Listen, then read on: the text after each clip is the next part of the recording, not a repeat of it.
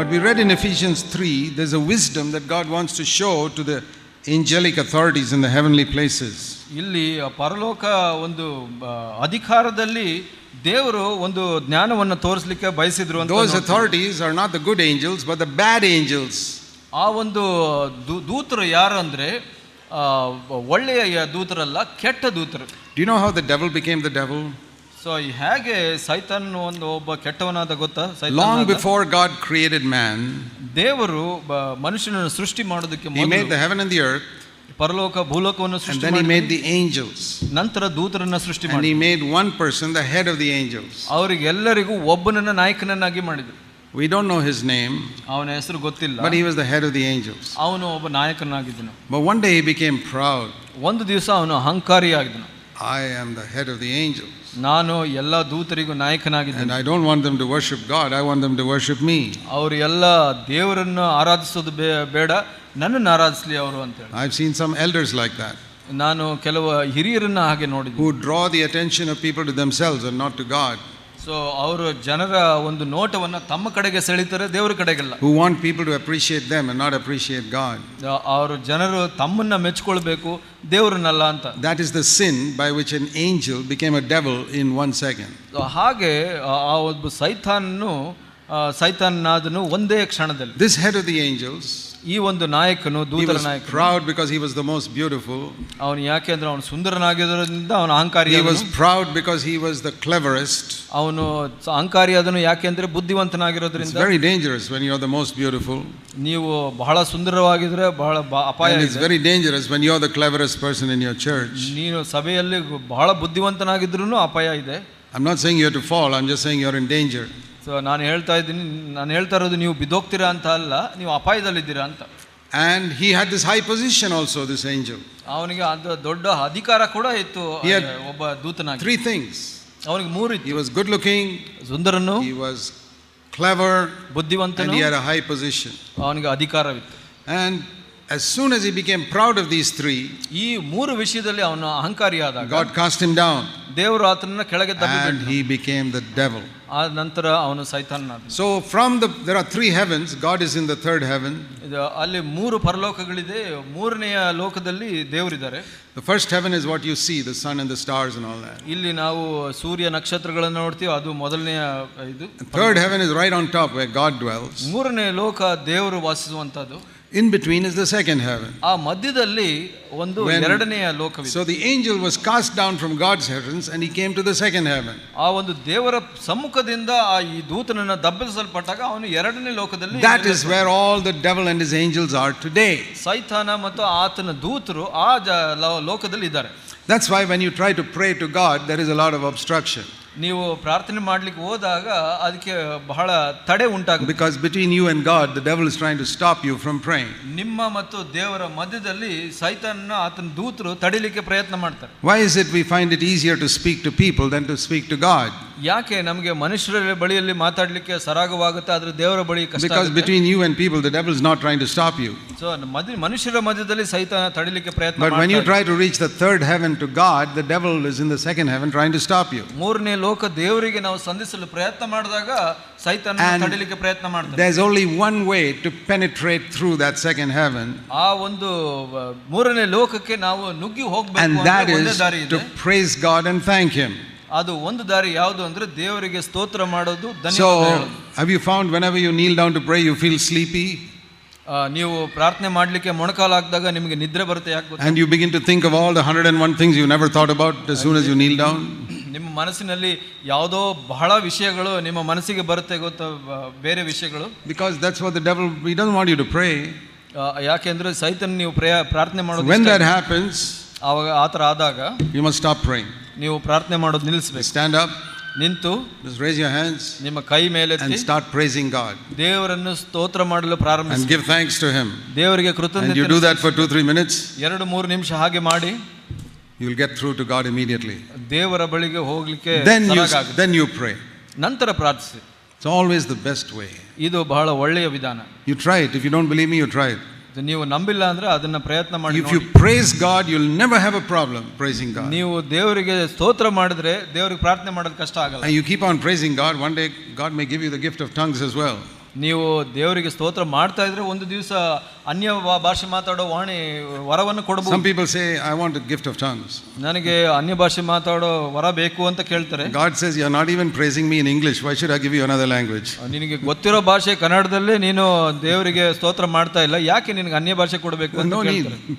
You first learn to praise me in your own language first. ನಿನಗೆ ಗೊತ್ತಿರೋ ಭಾಷೆನಲ್ಲಿ ನನ್ನನ್ನು ಸ್ತೋತ್ರ ಮಾಡಕ್ಕೆ ಪ್ರಾರಂಭಿಸು. We don't give thanks to God, we don't praise him, and we want to speak in unknown tongues. ನಾವು ಗೊತ್ತಿರೋ ಭಾಷೆನಲ್ಲಿ ದೇವರಿಗೆ ಸ್ತೋತ್ರ ಮಾಡಲ್ಲ, ಕೃತಜ್ಞತೆ ಹೇಳಲ್ಲ, ದೇವರು ಅನ್ಯ ಭಾಷೆ ಕೊಡಲ್ಲ. So the devil was cast down. ಸೈತಾನನ But now God is showing the devil, see this wonderful group on earth called the church. ದೇವರು ಸೈತಾನನಿಗೆ ತೋರಿಸ್ತಾ ಇದ್ದಾರೆ, ಈ ಒಂದು ಚಿಕ್ಕ ಗುಂಪು ನೋಡು, ಸಭೆ ಅನ್ನುವಂತ. And the devil says, look at all that mud. ಸೈತಾನ ಹೇಳ್ತಾನೆ, ಅಯ್ಯೋ ಅಷ್ಟು ಮಣ್ಣಿನ ಗಡ್ಡೆ ಇದೆ. But the Lord says, in the middle of that mud, can you see that gold? ದೇವರು ಹೇಳ್ತಾರೆ, ಇಲ್ಲ ಇಲ್ಲ, ಆ ಮಣ್ಣಿನ ಗಡ್ಡೆಯ ಮಧ್ಯದಲ್ಲಿ ಬಂಗಾರ ಇದೆ ನೋಡು ಅಂತ. Yeah, that is my true church. ಅದು ನನ್ನ ನಿಜವಾದ ಸಭೆ. See, it says in Zephaniah. ಜೆಫನ್ಯಾದಲ್ಲಿ ನೋಡ್ಕೊಳ್ಳೋಣ. Do you know the books in the Old Testament? ಹಳೆ ಒಡಂಬಡಿಕೆಯಲ್ಲಿ ಪುಸ್ತಕಗಳು ಗೊತ್ತಾ ನಿಮಗೆ? It's good to know the books in the Old Testament if you have a Bible. Where is the book of Zephaniah? It's about 3-4 books from the end of the Old Testament. ಕಡೆ ಹಳೆ ಒಡಂಬಡಿಕೆಯ ಕಡೆಯ ಭಾಗದಿಂದ ಹಿಂದೆ ಹೋದ್ರೆ 2-3 ಪುಸ್ತಕ ದಾಟಿದ್ರೆ ನಿಮಗೆ ಚೆಫನ್ಯ ಪುಸ್ತಕ ಬರುತ್ತೆ. Zephaniah. ಚೆಫನ್ಯ. Now Zephaniah, see what the Lord says in chapter 3. 3ನೇ ಅಧ್ಯಾಯದಲ್ಲಿ ಏನು ಹೇಳುತ್ತೆ ನೋಡೋಣ. There's a very wonderful verse which the Lord says he's gathering people together. ಇಲ್ಲಿ ಒಂದು ಬಹಳ ಅದ್ಭುತವಾದ ವಚನ ಇದೆ. ದೇವರು ಹೇಗೆ ಜನರನ್ನ ಕೂಡಿಸ್ತಾ ಇದ್ದಾರೆ. He's going to unite people that they work together. ಯಾರು ಜೊತೆಯಲ್ಲಿ ಕೆಲಸ ಮಾಡ್ತಾರೋ ಅವ್ರನ್ನ ಒಂದಾಗಿ ಕೂಡಿಸ್ಲಿಕ್ಕೆ ಪ್ರಯತ್ನ ಮಾಡ್ತಾರೆ. And they're going to be pure. ಅವರು ಪರಿಶುದ್ಧರಾಗ್ತಾರೆ. Verse 9. 9ನೇ ವಚನ. Zephaniah chapter 3 verse 9. ಚೆಫನ್ಯ 3ನೇ ಅಧ್ಯಾಯ 9ನೇ ವಚನ. I'll give my people pure lips. ಅವರಿಗೆ ಶುದ್ಧವಾದ ತುಟಿಗಳನ್ನು ಮಾರ್ಪಡಿಸ್ತೀನಿ. And they will call on the name of the Lord.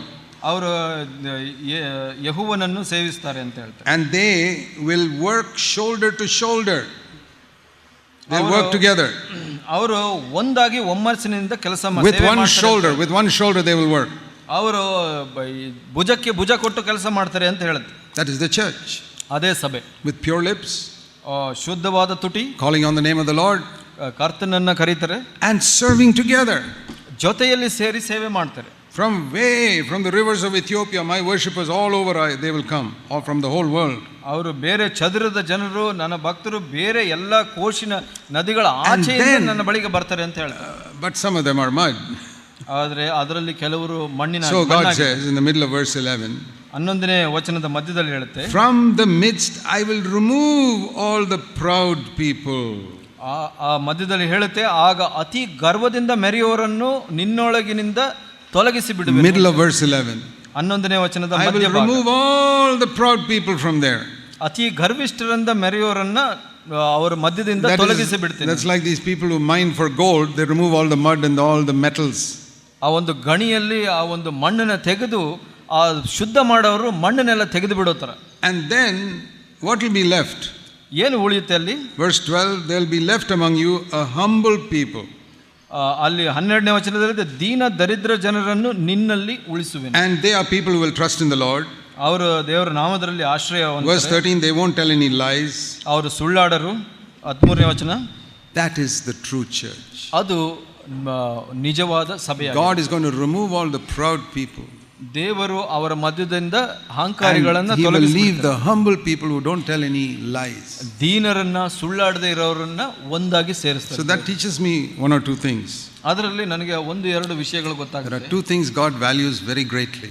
2 ವಿಷಯಗಳನ್ನ ದೇವರು ಬಹಳವಾಗಿ ಬೆಲೆ ಕೊಡ್ತಾರೆ. Humility, ದೀನತ್ವ, and honesty. ಪ್ರಾಮಾಣಿಕತೆ. They will be humble people who tell no lies. ಅವರು ದೀನರು, ಸುಳ್ಳು ಹೇಳದೇ ಇರೋರು. I say, Lord, I want to be in that number. ನಾನು ಆ ಜನರ ಮಧ್ಯದಲ್ಲಿ ಇರಬೇಕು ಸ್ವಾಮಿ. What does it mean that I don't tell lies? ನಾನು ಸುಳ್ಳಾಡಲ್ಲ ಅಂದ್ರೆ ಅರ್ಥ ಏನು? It means if I did something wrong, I'll say, yeah, I'm sorry, I did something wrong. ನಾನು ಏನಾದರೂ ತಪ್ಪು ಮಾಡಿದ್ರೆ ಏನು ಹೇಳ್ತೀನಿ? ಹೌದು, ನಾನು ತಪ್ಪು ಮಾಡಿದೆ ಅಂತ ಹೇಳ್ತೀನಿ. It doesn't mean perfect.